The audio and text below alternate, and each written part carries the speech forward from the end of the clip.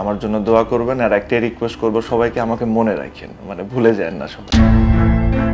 সাভারের বিকেএসপিতে প্রিমিয়ার লিগের খেলা চলাকালেই হঠাৎ গুরুতর অসুস্থ হয়ে পড়েন তামিম ইকবাল। প্রাথমিকভাবে ধারণা করা হচ্ছে হার্ট অ্যাটাক করেছেন তিনি। ঢাকায় আনার চেষ্টা করে না পারায় দ্রুত স্থানীয় হাসপাতালে নেওয়া হয় তামিমকে।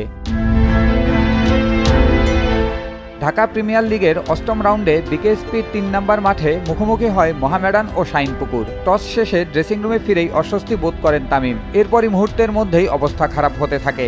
তামিমের দল মোহামেডানের ম্যানেজার তরিকুল ইসলাম জানান, প্রথমে তামিমকে ঢাকার এবারকেয়ার হাসপাতালে নিয়ে যাওয়ার পরিকল্পনা ছিল, কিন্তু হেলিকপ্টারে করে তাকে সেখানে পৌঁছানোর পরিস্থিতি তৈরি হয়নি। ফলে দ্রুত সাভারের ফজিলাতুন্নেসা হাসপাতালে চিকিৎসা দেওয়া হচ্ছে। বর্তমানে তিনি সেখানে লাইফ সাপোর্টে আছেন।